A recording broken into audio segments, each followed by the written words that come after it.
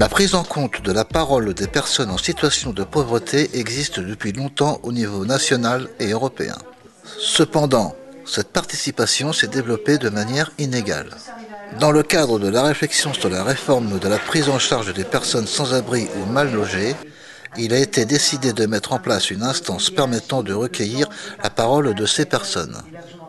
Cette instance a été créée à l'initiative du préfet Régnier en charge du CNPHL.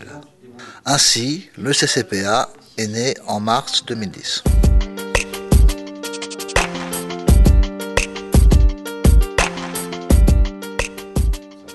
Voilà, donc moi je suis en charge de la refondation des politiques d'hébergement et d'accès au logement des personnes les plus défavorisées.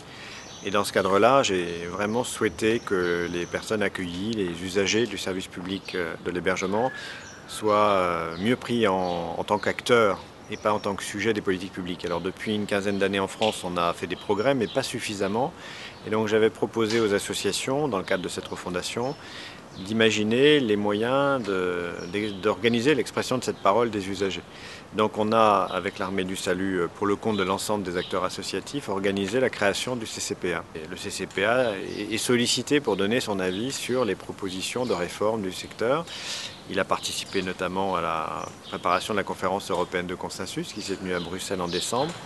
Et puis maintenant, je souhaite une nouvelle étape et donc, en accord avec le ministre du Logement, on va régionaliser cette structure de manière à lui donner une expression de terrain plus proche des réalités de chaque territoire.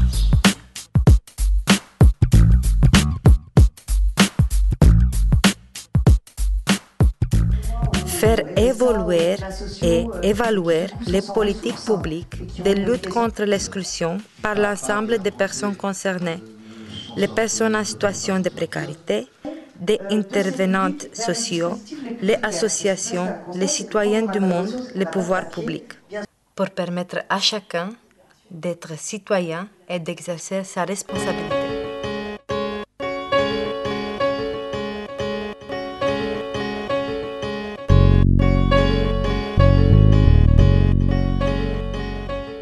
Aujourd'hui, toutes les personnes intéressées par les questions liées au logement et à l'hébergement. Demain, sur l'ensemble des politiques de lutte contre les exclusions.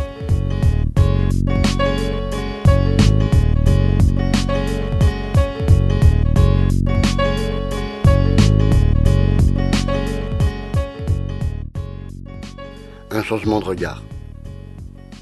De nouvelles rencontres, des échanges, l'accès à l'information. Reprendre confiance en soi. L'acquisition d'une meilleure organisation personnelle. Citoyenneté, valorisation et engagement. Un enrichissement personnel. Une co-formation.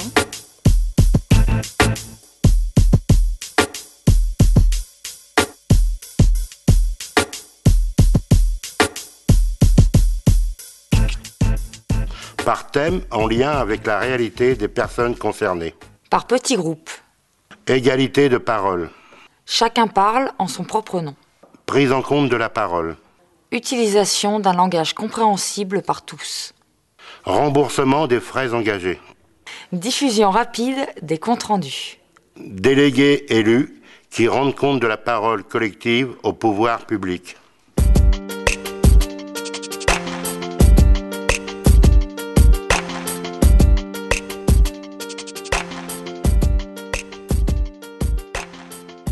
Échange avec le secrétaire d'État au logement et à l'hébergement. Financement du CCPA. Reconnaissance des contributions du CCPA par le chantier national et par le ministre. Le CCPA est un interlocuteur reconnu.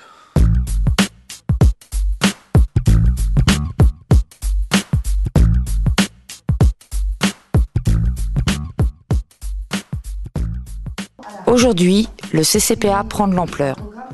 Plus de 80 personnes y participent. Il y a un projet de développement dans 10 régions.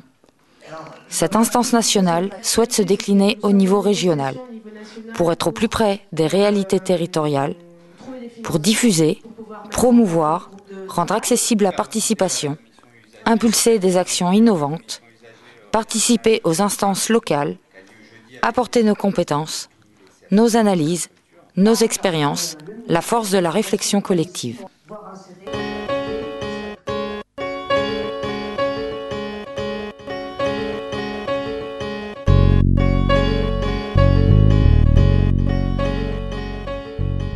processus est lancé. Il ne peut y avoir de retour en arrière. On met les pieds dans la porte pour qu'elle ne se